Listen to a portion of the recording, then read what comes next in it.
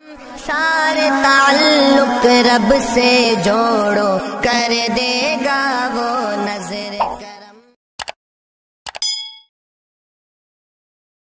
تراویح میں پورا قرآن سنا پڑھا، اس کی توفیق اگر شامل حال نہ ہوتی تو یقیناً یہ تو بڑا کام ہے، کوئی چھوٹا بھی کام نہیں ہو پاتا۔ یہ محض اس کا فضل ہے، اسی کا صدقہ، اسی کی عنایت ہے۔ اس وقت قرآن پاک ختم ہوا ہے اور ختم قرآن کے موقع سے اللہ تعالیٰ دعائیں قبول فرماتے ہیں۔ ویسے بھی یہ شب قدر کی آخری رات ہے، آج کے بعد اس سال کوئی رات نہیں آنے والی ہے، تو ہم سب کو خاص طور سے اللہ رب العزت کے دربار میں الحاح و زاری کے ساتھ دعا کرنا ہے۔ کوئی بات کرنا مقصود نہیں ہے، محض یاد دلانا ہے کہ رمضان کا جو مہینہ اللہ رب العزت نے عنایت فرمایا تھا، پتہ نہیں ہم نے اس کی صحیح قدردانی کی یا نہیں۔ انسان ہے، انسان ہونے کے ناطے بہت ساری کمیاں ہیں۔ آدمی اپنے تئیں تو کوشش کرتا ہے کہ اللہ تعالیٰ کی مرضی کے مطابق زندگی گزارے، لیکن اس کا جو حق ہے وہ صحیح معنی میں کوئی ادا نہیں کر سکتا ہے۔ حضرات فرشتہ، ملائکہ، وہ بھی جب اللہ کی عبادت کرتے ہیں تو وہ کہتے ہیں ما عبدنا کا حق عبادتک، یا اللہ آپ کی عبادت کا جو حق تھا وہ ادا نہیں ہوا۔ تو ہم لوگ کس کھیت کے مولی ہیں؟ ہم لوگ اگر یہ کہیں کہ سرے سے کوئی عبادت نہیں ہوئی تو یہ بھی وجہ ہے۔ جو ہم نے کیا وہ عبادت نہیں تھی، وہ عبادت کی شکلیں تھیں جو ہم نے اپنایا۔ روزہ رکھا، تراویح پڑھی، قرآن پاک کی تلاوت کیا، سب کچھ کیا، لیکن یہ حقیقت میں رمضان کا حق نہیں تھا۔ یہ صرف ایک صورت تھی جو ہم نے اپنایا تھا، جو اصل روح مطلوب ہے اللہ رب العزت کو وہ اس میں نہیں تھی۔ ہر شخص اپنے دل میں جھانک کر یہ دیکھ سکتا ہے اور جان سکتا ہے کہ اس میں یقینی طور پر سچائی ہے۔ رمضان کا جیسا حق ادا ہونا چاہیے تھا اس کا شاید ایک پائی بھی ہم نہیں کر سکے، لیکن جو بھی صورت ہے یہ اللہ رب العزت کے فضل و کرم سے ہے، تو اللہ کے دربار میں اسی صورت کو ہم پیش کریں اور اللہ تعالیٰ سے کہیں یا اللہ آپ کی توفیق سے یہ صورت ہم نے اپنائی ہے، اس میں جان ڈالنا، اس میں روح ڈالنا اور اسے قبول کرنا یہ آپ کا فضل ہے، آپ قبول فرمائیں۔ اور اللہ قبول کر لیں تو تھوڑا عمل بھی بڑا ہے، اور اگر وہ قبول نہ کریں تو بڑا عمل بھی بیکار ہے۔ اور اللہ تعالیٰ جب قبول کرنے پر آتے ہیں تو وہ یہ نہیں دیکھتے ہیں کہ یہ گیہوں ہے یا گھن ہے۔ یقیناً اتنی بڑی تعداد میں کچھ تو ہوں گے جن کی کوئی نیکی، جن کا کوئی عمل اللہ رب العزت کو قبول ہو، اور اللہ تعالیٰ اسی کے صدقے ہم سب کو اللہ تعالیٰ قبول کر لیں تو یہ اس کی عنایتوں کا صدقہ ہوگا، اور اس کے فضل سے یہ چیز بعید نہیں ہے۔ اگر وہ سب کو رد کر دیں تو کسی کی مجال نہیں کہ کوئی کچھ کہے، اور اگر وہ سب کو قبول کر لیں تو کون ہے جو ان کا ہاتھ پکڑ سکتا ہے؟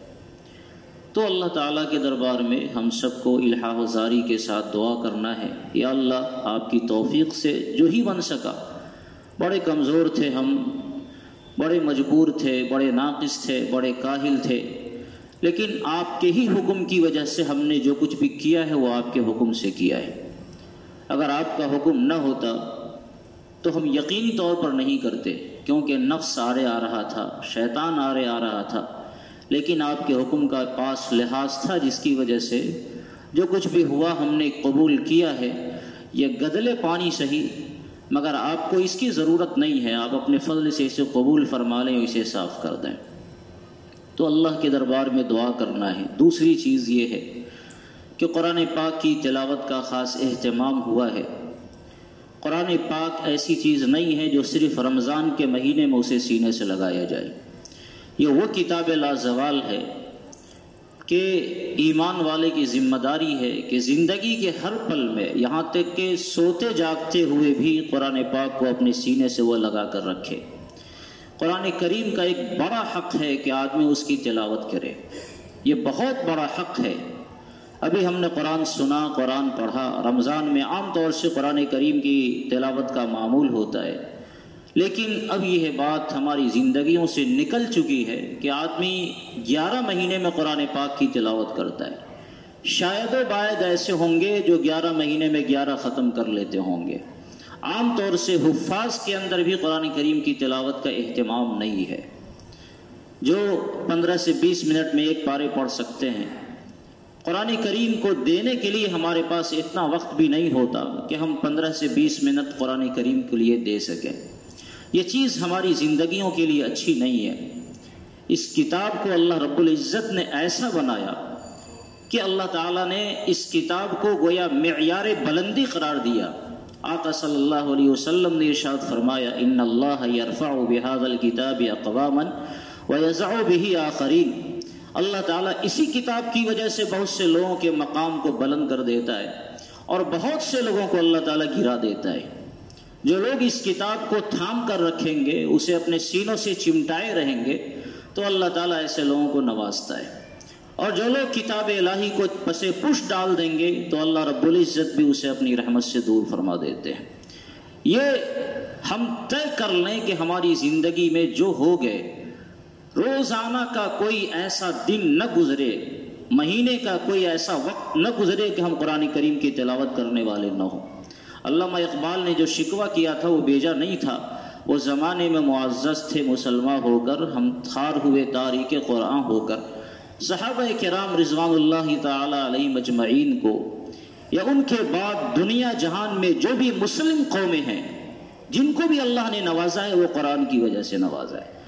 جنہوں نے قرآن کو اپنے سینوں سے لگایا، قرآن کو اپنی زندگی میں اتارا، قرآن کو اپنے گھروں میں رکھا، اپنے گھروں میں اسے جگایا، اور اپنی زندگی میں قرآن کریم کے پڑھنے کا، پڑھانے کا، غور و فکر کا، اس کی تلاوت کا، اس پر عمل کا معمول بنایا، تو اللہ تعالیٰ ایسے لوگوں کو نوازتا ہے۔ یہ قرآن ہے ہی ایسا، جس کے ساتھ وہ لگ گیا، وہ خود قرآن چونکہ بہت بلند ہے، تو جو لوگ قرآن کریم کے ساتھ لگیں گے اللہ تعالیٰ انہیں بلند فرمائے گا، اور جو لوگ قرآن کریم کو چھوڑ دیں گے تو مسلم قوموں کی قسمت کا فیصلہ اللہ تعالیٰ نے قرآن کریم کے ذریعے کیا ہے۔ جن کا رشتہ قرآن سے جڑا ہوگا اللہ تعالیٰ اسے نوازے گا، اور جس کا رشتہ قرآن سے ٹوٹ جائے گا اللہ تعالیٰ اسے اپنی رحمت سے توڑ دیں گے۔ اس لیے ہم سب کی ذمہ داری ہے، کوئی کسے باشد، وہ حافظ ہو، عالم ہو، غیر حافظ ہو، جاہل ہو، سب کی ذمہ داری ہے کہ قرآن کریم کی تلاوت کا اہتمام اپنی زندگیوں میں کریں، روزانے کا معمول بنا کر۔ اگر غیر حافظ بھی روزانہ قرآن کریم کے لیے آدھا گھنٹہ نکال دے تو 11 مہینے میں 11 ختم تو ہو جاتے ہیں۔ رمضان کے مہینے میں 2-4 ختم کیا، اور 11 مہینے میں ایک ختم بھی نہ ہو، یہ قرآن کا حق نہیں ہے۔ قرآن ہم سے روٹھے گا تو کل قیامت کے دن قرآن کریم کے بارے میں شکایت ہے، قال الرسول یا رب ان قوم اتخذوا هذا القرآن مہجورا۔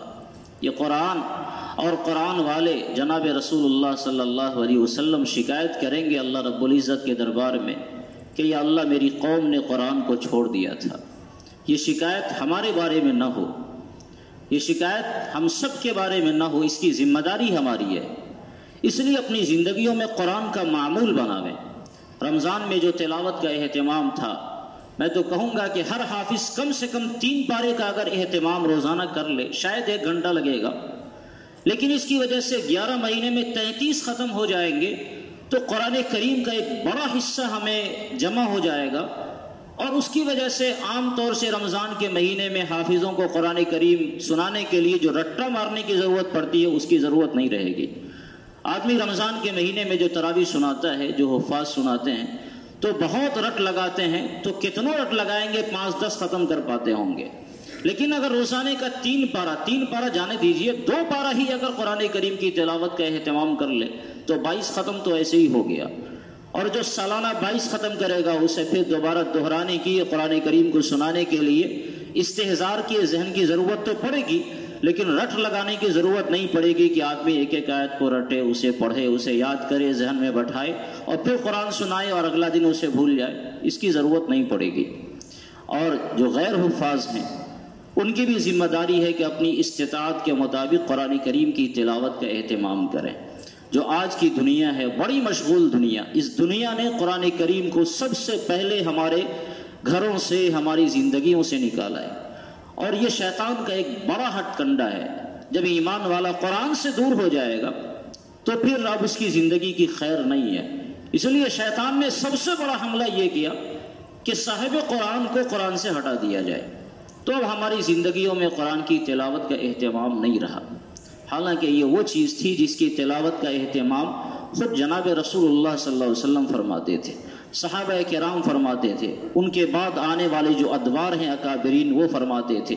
ایک ایک فرد کا قرآن کریم کے بارے میں جو معمول کتابوں میں لکھا ہوا ہے، آج کے زمانے میں اسے اگر دہرایا جائے ہر ایک کا نام لے کر تو یقین کرنا دشوار ہوگا۔ آدمی اتنا قرآن پڑھتا ہے تو دوسرے کاموں کے لیے وقت کہاں سے نکالے گا؟ لیکن جب عشق ہوتا ہے کسی سے تو اس کے اثرات ایسے ہی ہوتے ہیں۔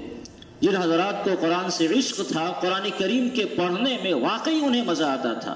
ماضی قریب میں آپ دور کیوں جاتے ہیں، حضرت مولانا صابر صاحب باٹا چوک کے امام، ہم لوگوں نے بھی دیکھا ہے، اللہ کا بندہ اتنا پڑھتے تھے، یقین نہیں آتا کہ ایک بندہ قرآن اتنی تلاوت کرتا ہے۔ میں انہیں صاحب قرآن سمجھتا تھا، مستقل قرآن پاک کی وہ بندہ تلاوت کرتے تھے۔ تو آدمی کرنا چاہے تو کرے گا، ایک ایک ختم روزانہ ہمارے سلف نے کیا ہے اور ان کے معمول کا حصہ تھا۔ اور اکابرین پوری رات قرآن پاک کو رمضان کے مہینے میں بھی شہری تک سمجھیے تراویح ان کی چلتی تھی اور قرآن پاک کے سننے سنانے کا اہتمام ہوتا تھا۔ خود آقا صلی اللہ علیہ وسلم کا یہ معمول ہے، اس لیے اپنی زندگیوں میں تلاوت قرآن کریم کا اہتمام انشاءاللہ ہم کریں گے۔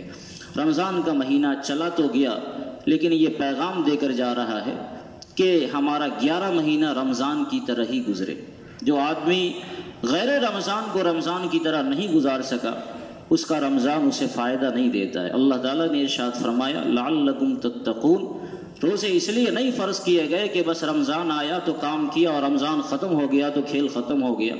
روزے اس لیے فرض کیے گئے تھے کہ تمہارے 11 مہینے رمضان جیسے بن جائیں۔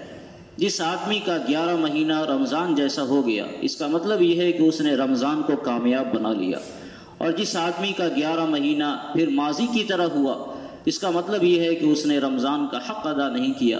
اب ہمیں یہ خود دیکھنا ہے کہ ہمارے رمضان کا حق ہم سے ادا ہوا تھا کہ نہیں ہوا تھا۔ شوال اور اس کے بعد کے جو مہینے ہیں ان کی زندگیوں میں اپنے اعمال کا جائزہ لے کر اس کو ٹھیک کرنا ہے، اسے رمضان کی طرح بنانا ہے۔ اللہ رب العزت اس رمضان کو ہم سب کی زندگیوں کے لیے خیر و برکت کا ذریعہ بنائے، اور اللہ تعالی ہماری زندگیوں میں بار بار رمضان اور اس کی خیر و برکتوں کو لاتا رہے اور اس کے خیر و برکت سے ہمیں بہراور کرتا رہے۔ آمین وآخر دعوانا ان الحمدللہ رب العالمین۔ قائی صاحب دعا فرمائیں گے، دعا کریں اور الحاق و زاری کے ساتھ دعا کریں۔ آج آخری رات ہے، اللہ تعالیٰ کے سامنے اپنی ضرورتیں، اپنی حاجتیں ہم رکھیں۔ اللہ تعالیٰ بے نیاز بھی ہے، لیکن وہ بندوں کی ضرورتوں کو رکھ کر وہ اپنی بندوں کی ضرورتوں کو پورا فرماتا ہے۔